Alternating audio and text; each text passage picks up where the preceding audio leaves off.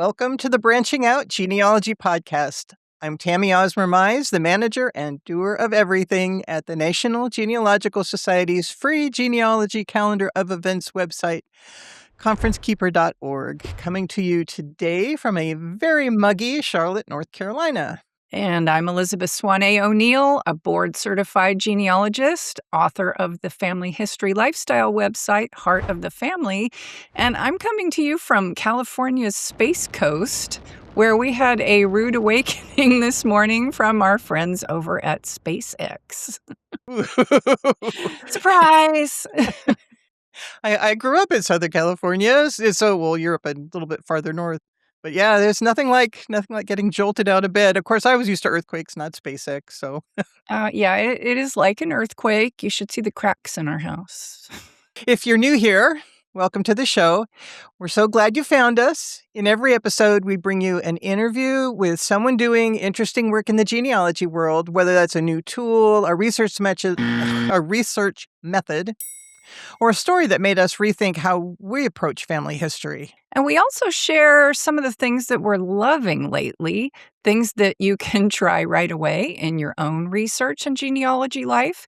And then we wrap up with tea time, where we spill the tea on what's happening in the industry, sometimes the good and sometimes the not so good. If you're already part of the Branching Out family, welcome back. Now, let's get into it. In today's episode, we're sitting down with Daniel Horowitz, Chief Genealogist at MyHeritage. We caught up with Daniel at RootsTech 2026, and if you've ever been to a genealogy conference, you've probably seen him on stage, in the exhibit hall, or somewhere in between. He's one of those people who just lives this stuff 24/7. That man has so much energy. I think we should bottle it and sell it in the MyHeritage gift shop. I'd buy a whole stock. I definitely would. And we're also talking about a design and lifestyle trend that we genealogists have been doing since long before it was cool. Spoilers, it involves your grandmother's kitchen and things that she used to do. During tea time, we're going to spill some very unsweet tea about a bill in Massachusetts that could slam the door on vital records access. If you thought New York was bad, buckle up. Okay, so let's dive in. Branching out, we're diving in, tracing the lines, where do we begin? Branching out, the stories unfold, digging through the past to find the gold. So, Elizabeth, what are we loving this week? Well, have you heard of GrammaCore? I had not heard it until you mentioned it. I feel like I should know what that is, but please explain it. Well, it's this trend that's been blowing up on Pinterest, on TikTok, on Instagram, basically everywhere. I got an email from Michael's this morning talking about it. We had already planned this segment. So Michael's is telling people about it. Basically, the idea is that younger people, especially younger people, but any people really, are embracing the things that their grandmothers loved. Not just the look of your grandma's house, the doilies and the floral curtains and the mismatched china and all that, but the activities.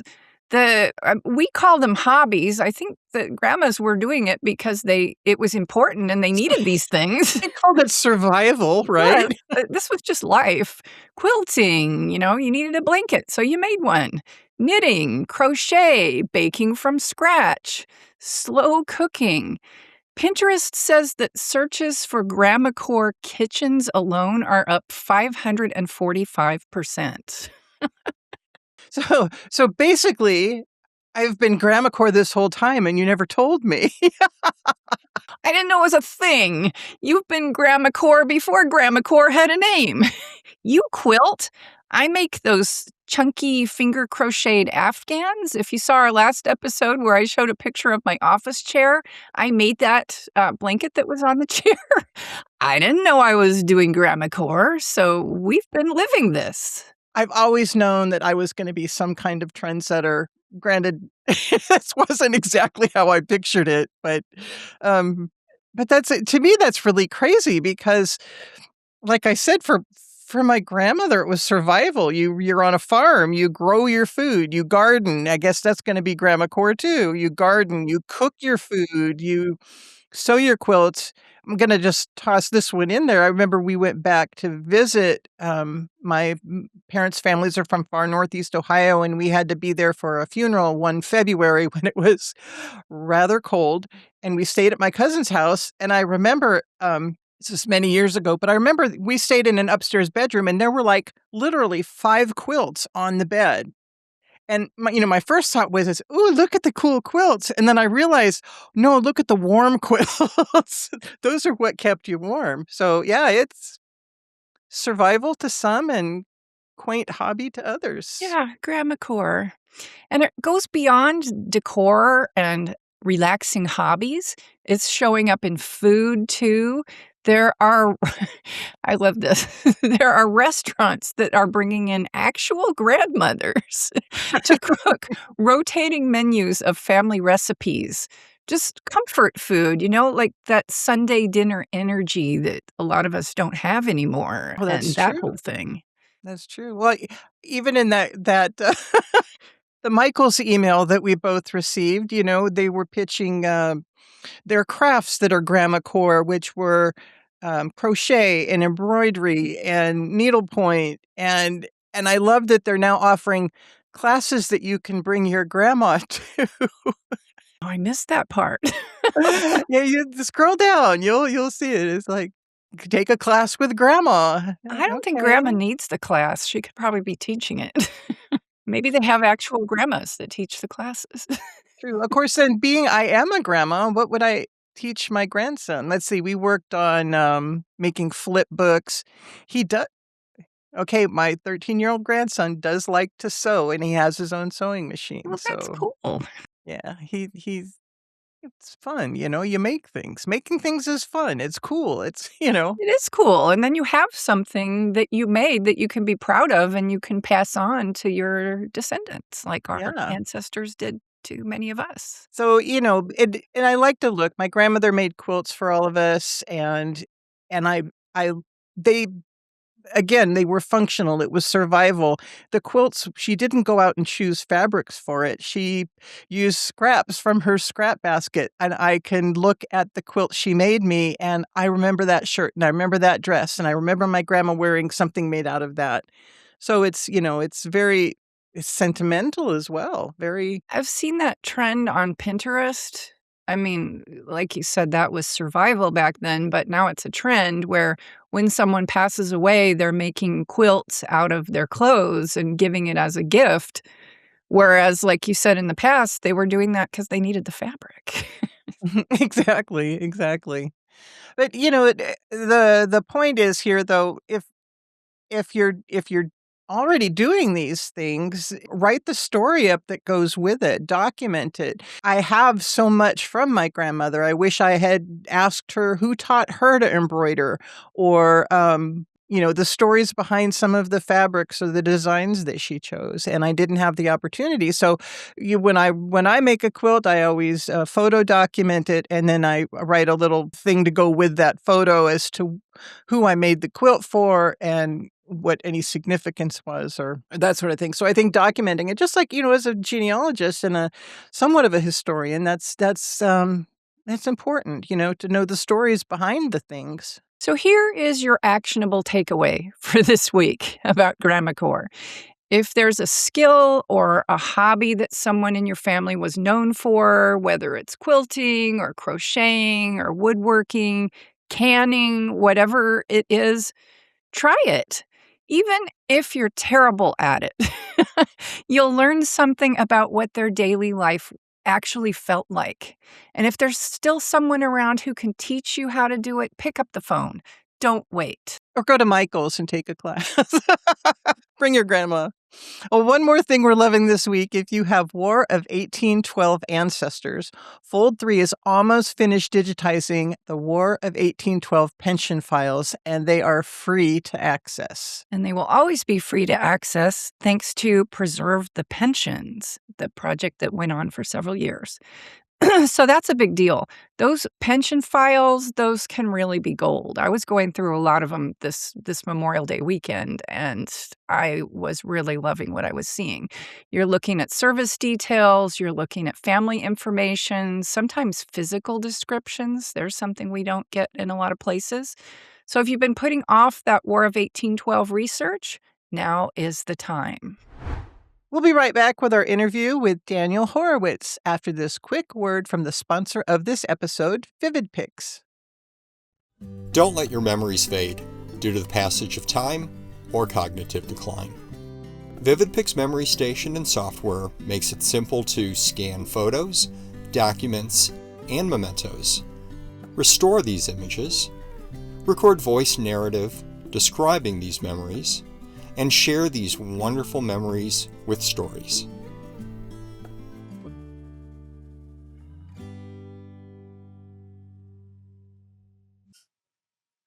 Hello, this is Tami Mize and Elizabeth O'Neal from the Branching Out Genealogy podcast. And we're here today. We get to interview Daniel Horowitz from MyHeritage. Finally. We finally got it. We're very excited, and he has lots of great stuff to share with us. So let's get started. Elizabeth, do you want to start with some questions? Well, I was just going to ask, how did you get into this, and what is it that you do for MyHeritage? So first of all, let me thank you for the opportunity, and thank you guys for following this. I started genealogy when I was 13 years old. I had a school assignment, and my grandmother started talking about all the ancestors that were not survived after the Holocaust. So I had like dozens of names of people that I never knew, never heard about them. And I got interested. I got bitten by the bug of genealogy. And so far, it brought me to very good places. That was back in Venezuela. When I moved to Israel, I actually attended a genealogy conference in New York after the fact. And Gilad Japhet, our CEO, was also there. He came to me with his business card and he said, I'm from Israel. You are from Israel. We didn't come here to lose our time with each other. When you go back, come and see me. Almost 20 years after that, I'm the expert genealogist. I travel the world giving lectures at conferences. I'm in charge of feeding the new stuff to bloggers, podcasters, head of societies, the movers and shakers of the genealogy industry. And I'm very happy for that. We're happy to have you here today. Thank you. Thank you. Well, and it's not just conferences you speak at. You give presentations to societies. You do a lot of virtual ones. And then when you're around, you do some live ones. Well, I'm having fun. I like to get contact with the people. I like to teach people how to take advantage of the technology and the genealogy resources that are out there. So yes, whenever I travel, I contact local places. I give lectures over there. Whenever I cannot be there, yes, I try to be also through webinars and wonderful technology. But it's really important that you're doing that because MyHeritage is always coming out with some wonder. It's always something new and amazing and groundbreaking. And I don't see how anybody can keep up with it if they weren't being constantly reminded. They would check this, check this. And in that vein, we would love for you to talk about some of the new things that have been announced here at RootsTech this year. Let me first be the first one to say, I know MyHeritage is complicated. And the reason why MyHeritage is complicated is because we have so much things. So people really have a hard time knowing if we're a website for family trees, if we're records, if we're DNA, if we're newspapers. And the answer is, we are all that, yes. Yes. But with the latest releases, let me start with the DNA because we announced now that we have the full genome. So we're testing more parts of the DNA. And that causes a little bit of stress to people that uploaded before or that took a test before. So the notices are like this. If you tested with MyHeritage, you're good until we will come with features that will not be able to work with your DNA test. And then we will tell you to retest. I'm sorry.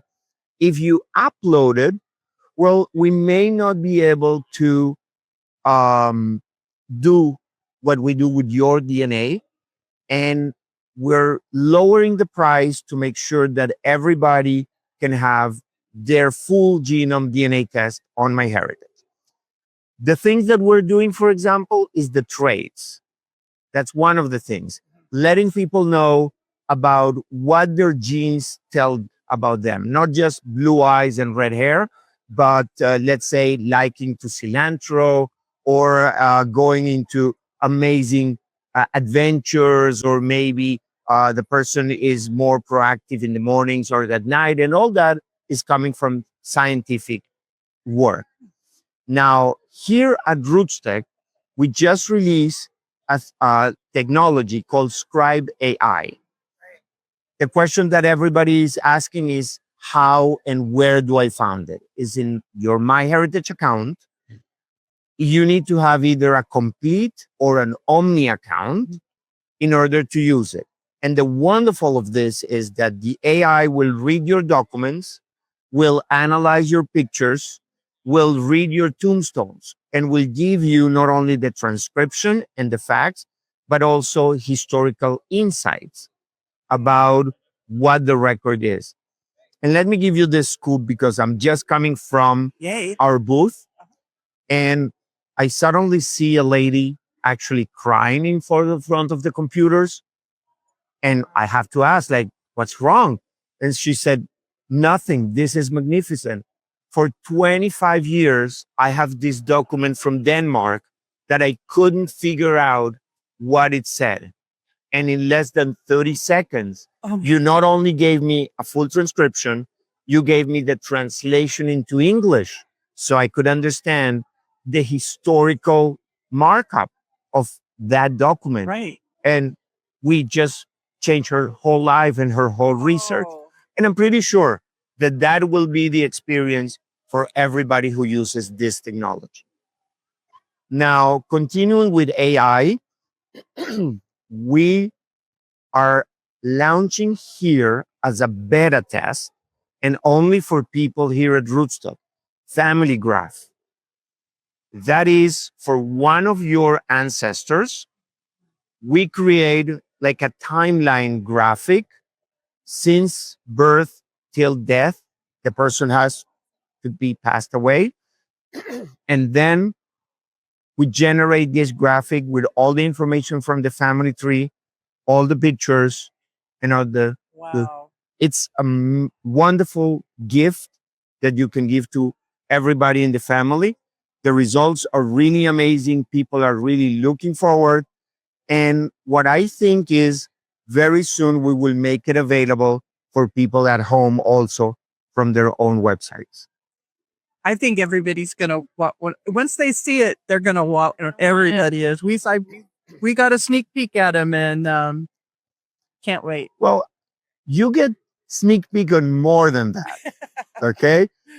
Because I know that Miko, which is our European content manager, showed in the keynote the family graph, but he showed also a video that is a transition video created with AI from multiple pictures. That was amazing.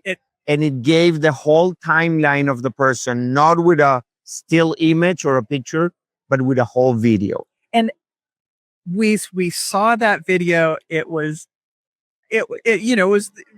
like you had mentioned. It brought tears. It brought tears to your eyes, even though I didn't even know who the gentleman was.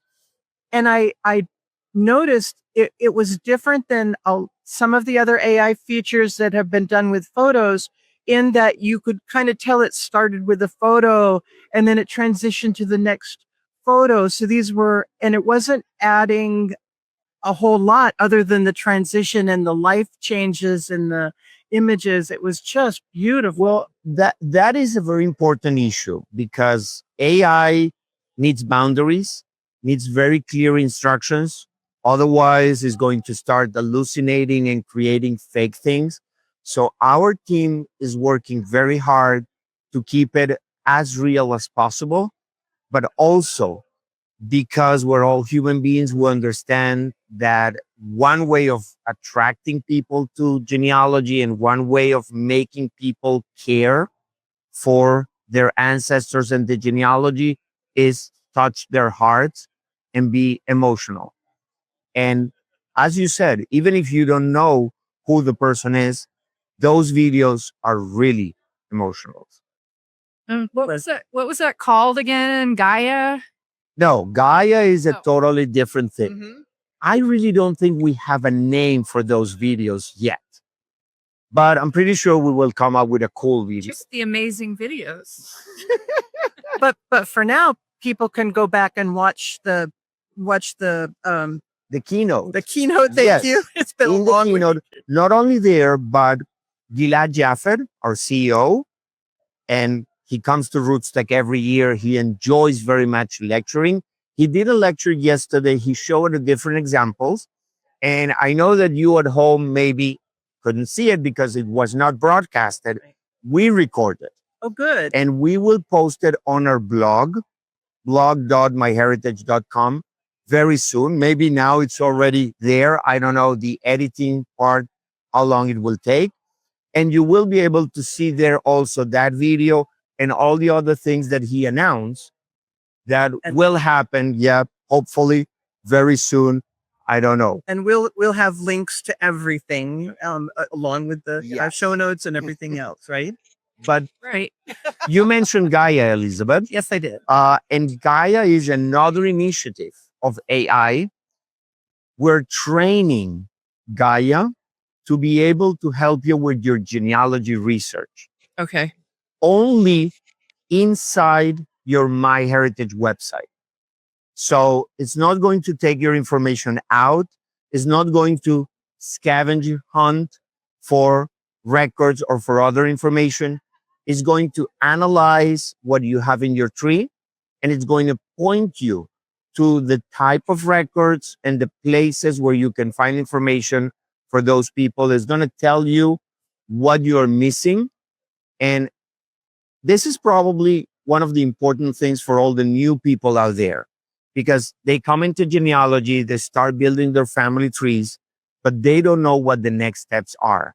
They're kind of lost in this world, and this is a huge world. So Gaia is trained to guide you step by step on the genealogy research and what you need to do. So, yep, hopefully that will also be available very soon. Well, I know that people have expressed concern about AI training on, especially on information of living individuals. So that would definitely not be happening. So definitely not. We not only don't use AI for living individuals or for DNA for that matter, but we also don't let it go out of your own website. Like it's either your family tree and the MyHeritage records collection. And those are the boundaries that we're putting, though we're caging Gaia and AI not to get crazy, not to go out of the servers. So it's.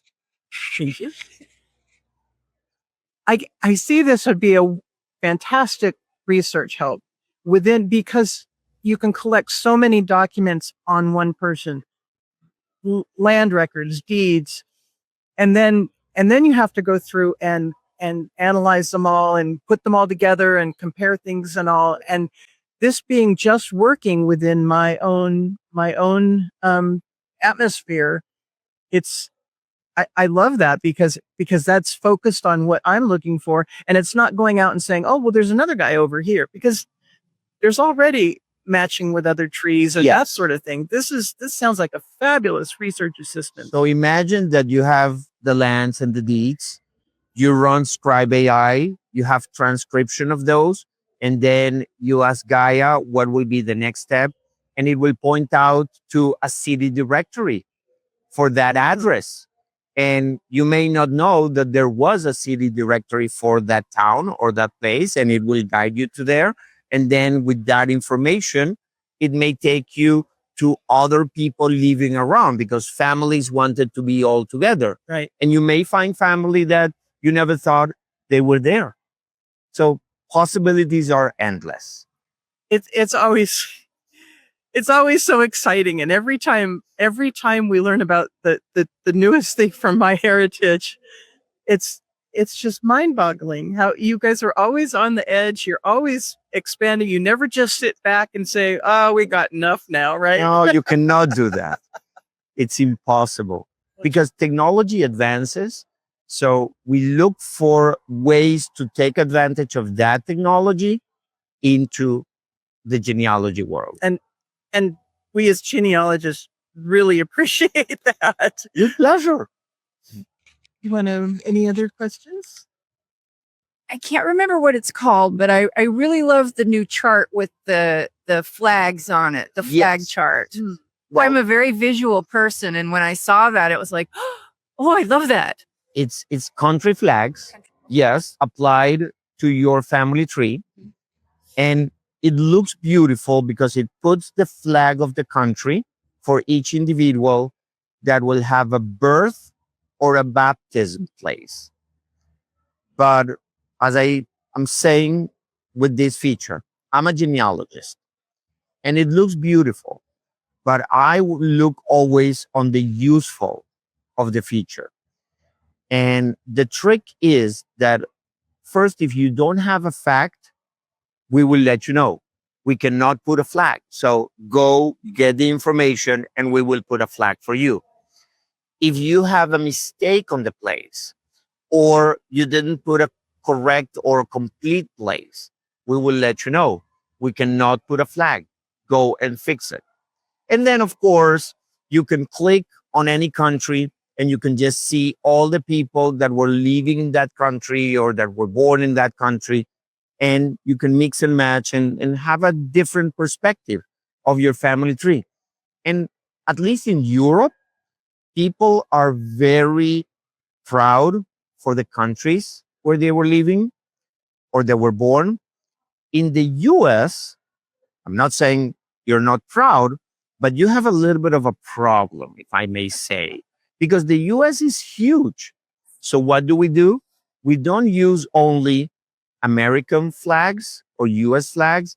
We use the state flag. Oh, I was just That's great. I was just gonna say, I know that there are a few states that I've lived in that think that they are their own country and wonderful places, but it is important. That is how we within this country identify ourselves if our family has in fact been here for a while. Exactly. So we take into account that also for Canada, no problem there. We have provinces over there, I know. So big countries have more localized flags. European countries, the rest of the world countries get their current flag. I love that because I'm a very visual person. So I'm immediately attracted to visual things like That's that. the idea.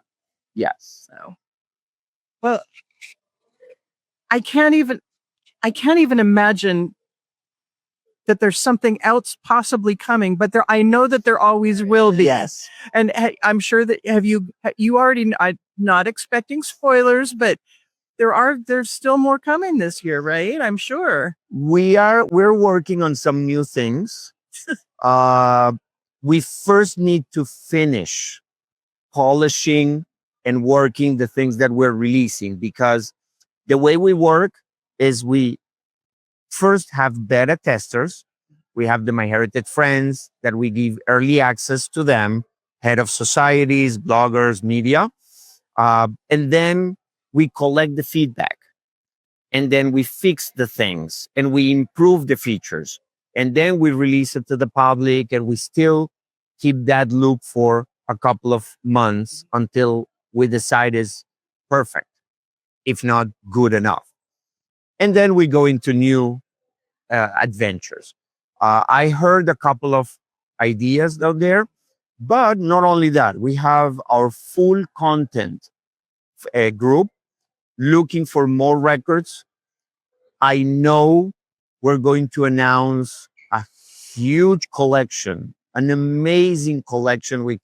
I cannot talk about it. But- Maybe now it's already out. Yes, but don't pull my tongue now. You did just announce the Swedish records. Yes, That's huge. All of the records in one place, finally, the first time. that's the idea.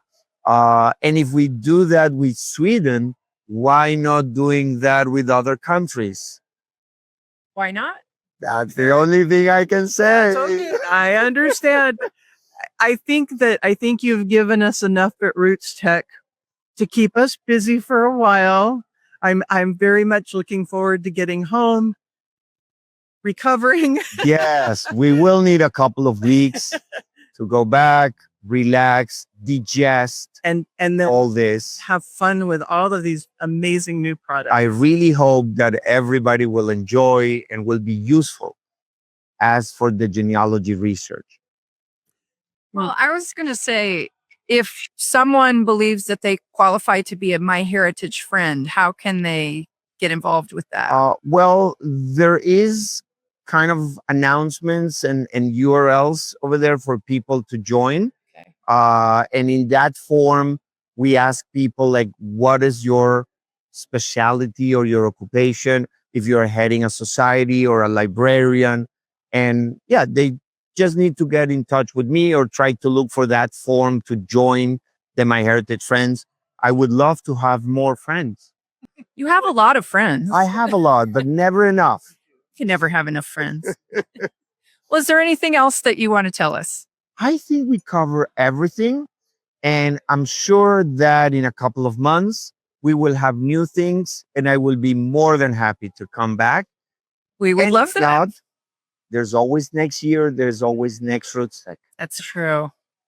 Well, thank you very much for being with us today, Daniel. We really appreciate it. Thank you know, for the you're invitation. super busy and we appreciate you taking the time. Thank you. Thank you very much, guys.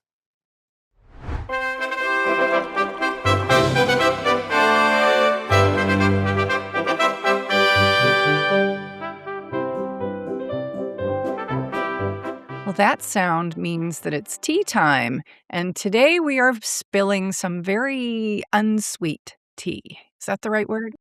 Yes, very unsweet, and unsweet is the term. So we know that it's West Coast tea. Yeah, we like our tea strong and bitter out here, just like we are. But before we do that, I just wanted to mention our friend Ed over at Evidentia has released a new version. I think he's calling it 3+, something like that.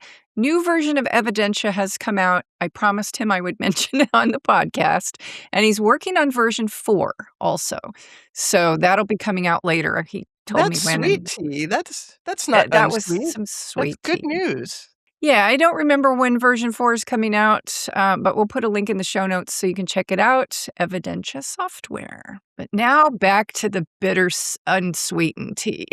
So you brought it up, and now we're going back down. I but know. okay. I'm manipulating your feelings here. What's the bad news? The bad news is for those of you who either live in Massachusetts and do Massachusetts genealogy, or those of you who are researching from out of state, you need to know about this.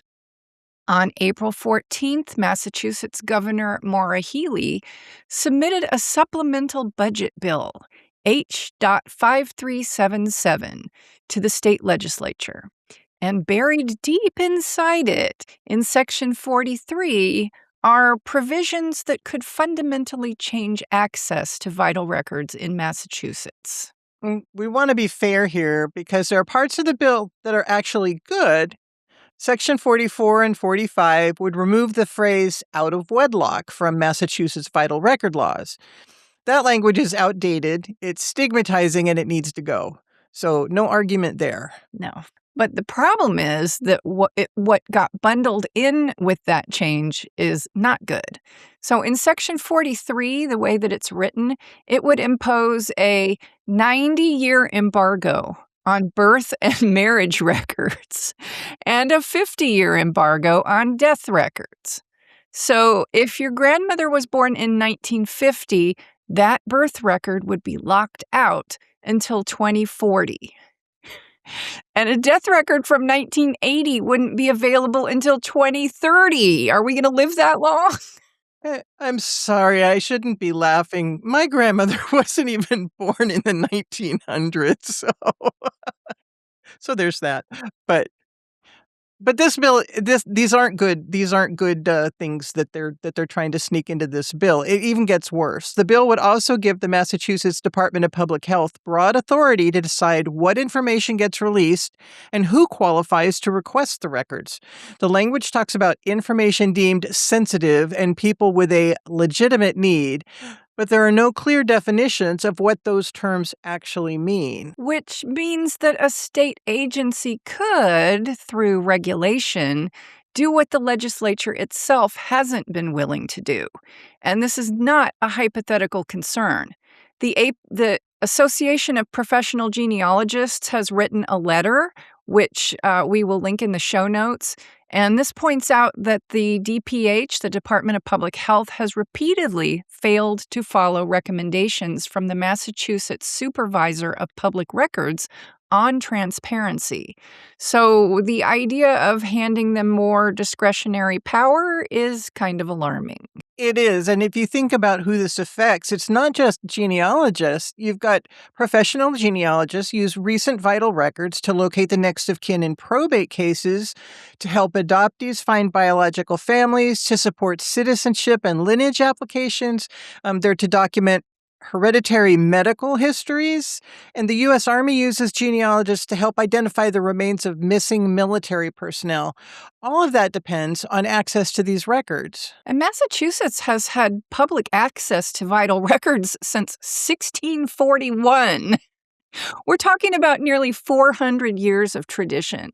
And this change is being proposed as an outside section of a budget bill, not through a standalone piece of legislation with public hearings and proper debate. Yeah, sound familiar?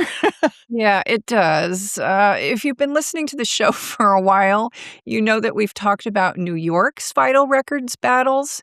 And the APG actually, the letter from APG actually draws on that comparison.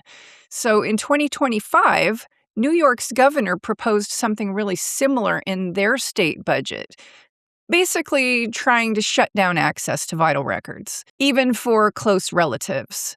So the genealogy community pushed back hard on that. Hundreds, maybe thousands of genealogists contacted the legislators,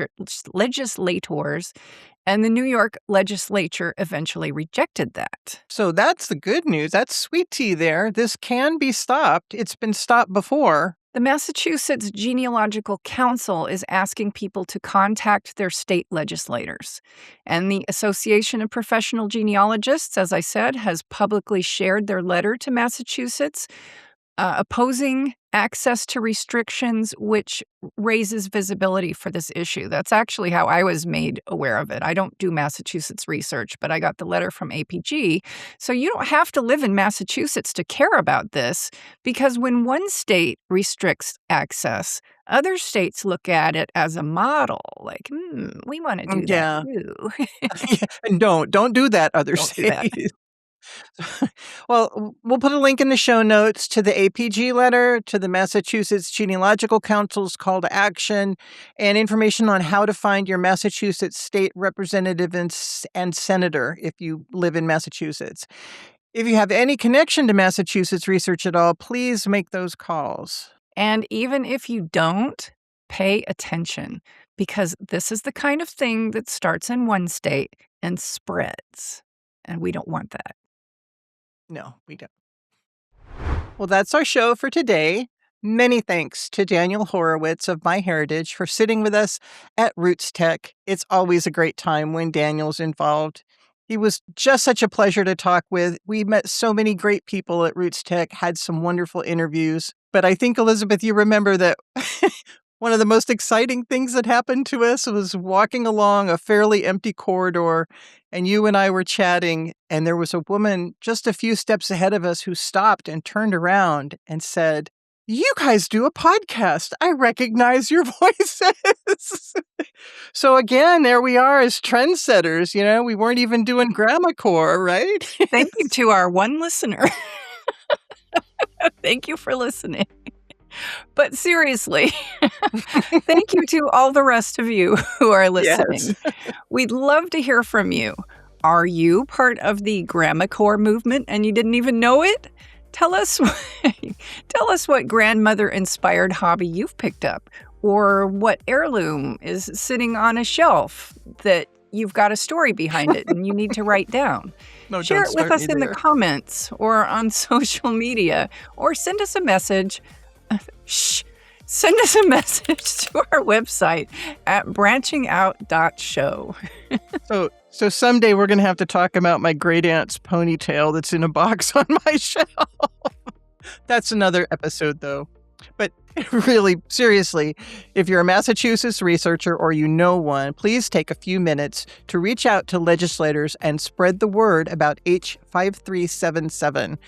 We have everything you need in the show notes for that. And don't forget to like, subscribe, and turn on the notifications so you don't miss our upcoming episodes. If you're enjoying the podcast on your favorite podcasting platform, leaving a quick review is one of the best ways to help others find our show. Until next time, happy researching. And maybe pick up a crochet hook while you're doing it.